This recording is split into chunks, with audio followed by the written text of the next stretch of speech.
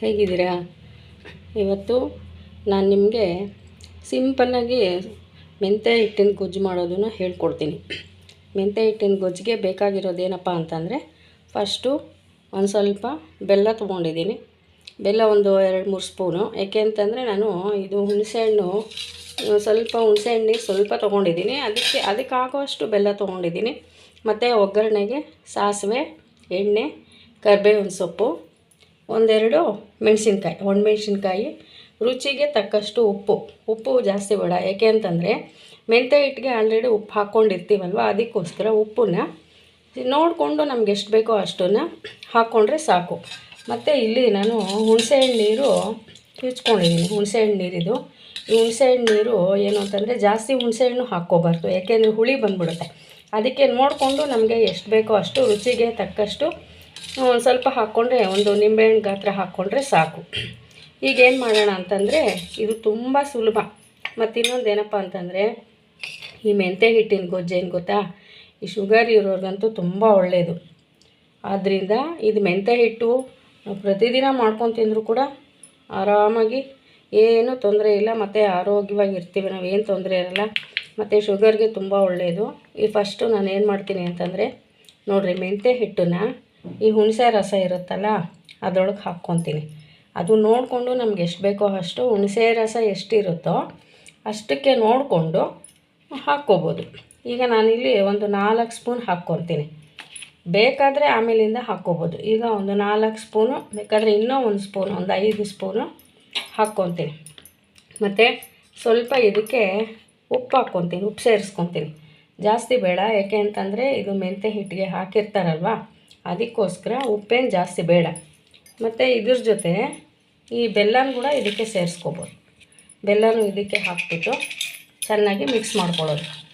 ಮೆಂತ್ಯ ಹಿಟ್ಟು, ಬೆಲ್ಲ, ಹುಣಸೆ ರಸ ಮತ್ತು ಉಪ್ಪು ಇಷ್ಟೂ ಕೂಡ ಹುಣಸೆ ರಸಕ್ಕೇ ಸೇರಿಸ್ಕೊಂಡ್ಬಿಡ್ಬೇಕು. ನೋಡಿ, ಈಗ ನಾನು ಒಗ್ಗರಣೆಗೆ ಹಾಕ್ಕೊತೀನಿ. ಒಂದು 2 ಸ್ಪೂನು ಎಣ್ಣೆ ಹಾಕ್ಕೋಬೇಕು.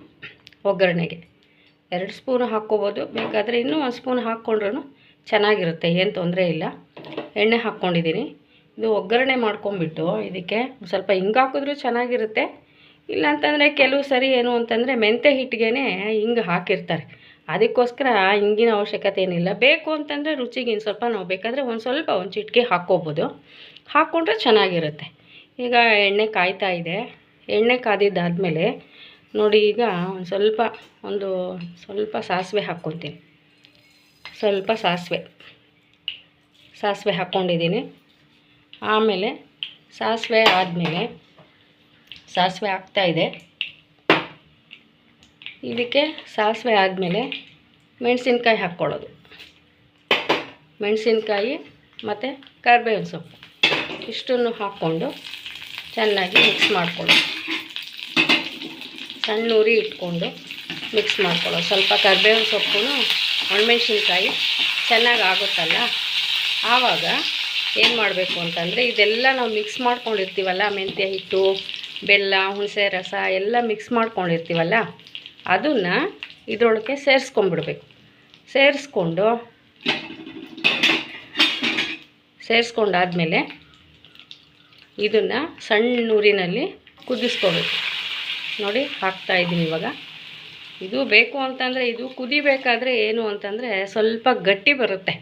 ಅದಕ್ಕೆ ನಾವೇನು ಮಾಡಬೇಕು ಅಂತಂದರೆ, ಸೌಟಲ್ಲಿ ಹಿಂಗೆ ಕೈ ಆಡಿಸ್ತಾ ಇರಬೇಕು. ಜಾಸ್ತಿ ಗಟ್ಟಿ ಬಂದುಬಿಟ್ರೆ ಏನಾಗುತ್ತೆ ಅಂತಂದರೆ ಸ್ವಲ್ಪ ಗಂಟು ಕಟ್ಟದಂಗೆ ಆಗುತ್ತೆ. ಅದಕ್ಕೋಸ್ಕರ ನಾವೇನು ಮಾಡಬೇಕು ಅಂತಂದರೆ, ಚೆನ್ನಾಗಿ ಇದನ್ನು ಕುದಿ ಅಂದರೆ ಇದು ಜಾಸ್ತಿ ಕುದಿಸ್ಕೋಬೇಕಾಗಿರೋದು ಏನು ಬೇಡ. ಇದೇನು ಸ್ವಲ್ಪ ಒಂದು ಕುದಿ ಬರೋ ಅಷ್ಟೊತ್ತಿಗೆ ನಾವು ಇಳಿಸ್ಕೊಂಬಿಟ್ರೆ ಸಾಕು.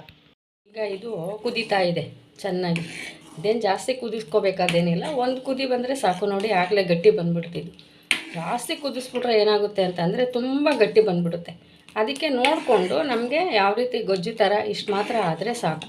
ನೋಡಿ, ಈ ಥರ ಮಾಡಿಕೊಂಡ್ರೆ ಸಾಕು. ಇದು ಅನ್ನಕ್ಕೂ ತುಂಬ ಚೆನ್ನಾಗಿರುತ್ತೆ, ಮತ್ತು ಮುದ್ದೆ ಕೂಡ ತುಂಬ ಚೆನ್ನಾಗಿರುತ್ತೆ. ಇದು ಮೆಂತ್ಯ ಹಿಟ್ಟಿನ ಗೊಜ್ಜು ಈ ಶುಗರ್ ಇರೋರಂತೂ ಪ್ರತಿದಿನ ಮಾಡ್ಕೊಂಡು ತಿಂದರೂ ಕೂಡ ಏನೂ ಆಗೋದಿಲ್ಲ. ಮತ್ತು ಇದನ್ನು ಮೆಂತ್ಯ ಏನು ಗೊತ್ತಾ, ತಂಪದು. ಸ್ವಲ್ಪ ನಮಗೇನಾದರೂ ಹೀಟು ಅದು ಇದು ಆದಾಗ ಸ್ವಲ್ಪ ಮೆಂತ್ಯ ಹಿಟ್ಟಿನ ಗೊಜ್ಜು ಈ ಥರ ಮಾಡ್ಕೊಂಡು ತಿಂದ್ಬಿಟ್ರೆ ಸ್ವಲ್ಪ ತಂಪಾಗಿಬಿಡುತ್ತೆ. ಇದು ತುಂಬ ಒಳ್ಳೆಯದು ಮೆಂತ್ಯ ಹಿಟ್ಟಿನ ಗೊಜ್ಜು. ಆಮೇಲೆ ಮೆಂತ್ಯದ ಪುಡಿ ಇರುತ್ತಲ್ವ, ಅದು ಕೂಡ ಅಷ್ಟೇ. ಬಿಸಿ ಅನ್ನಕ್ಕೆ ಸ್ವಲ್ಪ ತುಪ್ಪ ಹಾಕ್ಕೊಂಬಿಟ್ಟು ಮೆಂತ್ಯ ಹಿಟ್ಟು ಹಾಕ್ಕೊಂಡು ಕಲಿಸ್ಕೊಂಡು ತಿಂದ್ಬಿಟ್ರಂತೂ ತುಂಬ ಚೆನ್ನಾಗಿರುತ್ತೆ, ರುಚಿಯಾಗಿರುತ್ತೆ. ಅದಕ್ಕೋಸ್ಕರ ಇದನ್ನು ಯಾವಾಗ ಬೇಕಾದರೂ ಎಲ್ಲ ಕಾಲದಲ್ಲೂ ನಾವು ಮಾಡ್ಕೊಂಡು ತಿನ್ಬೋದು, ಏನೂ ಆಗೋದಿಲ್ಲ. ಮೆಂತ್ಯ ಹಿಟ್ಟಿನ ಗೊಜ್ಜು ಆರೋಗ್ಯಕ್ಕಂತೂ ತುಂಬ ಒಳ್ಳೆಯದು. ಮತ್ತು ಈ ಶುಗರ್ ಇರೋರಂತೂ ಪ್ರತಿದಿನ ಮಾಡ್ಕೊಂಡು ತಿಂದರೂ ಕೂಡ ಏನೂ ಆಗೋಲ್ಲ. ಇದು ಒಂದು ಔಷಧಿ ಅಂತ ಕೂಡ ಹೇಳ್ಬೋದು. ಮೆಂತ್ಯ ಹಿಟ್ಟಿನ ಗೊಜ್ಜು ರೆಡಿಯಾಗಿದೆ. ಮತ್ತು ಇದಕ್ಕೆ ಇನ್ನೊಂದು ಏನಪ್ಪ ಅಂದರೆ, ನಮಗೆ ಬೇಕು ಅಂದರೆ ಸ್ವಲ್ಪ ಹಸಿ ಕೊಬ್ಬರಿನೂ ತುರಿದು ಹಾಕ್ಕೋಬೋದು. ಒಂದು ಸ್ವಲ್ಪ ಟೇಸ್ಟ್ಗೆ ತುಂಬ ಚೆನ್ನಾಗಿರುತ್ತೆ. ಮೆಂತ್ಯ ಹಿಟ್ಟಿನ ಗೊಜ್ಜಿಗೆ ಬೇಕಾದರೆ ಹಾಕ್ಕೋಬೋದು, ಇಲ್ಲ ಅಂತಂದರೆ ಏನು ಬೇಡ, ರುಚಿಯಾಗಿರುತ್ತೆ. ನೋಡಿ ಮೆಂತ್ಯ ಹಿಟ್ಟಿನ ಗೊಜ್ಜು ರೆಡಿಯಾಗಿದೆ. ನೀವು ಒಂದು ಸರಿ ಟ್ರೈ ಮಾಡಿ ನೋಡಿ, ಚೆನ್ನಾಗಿದೆ.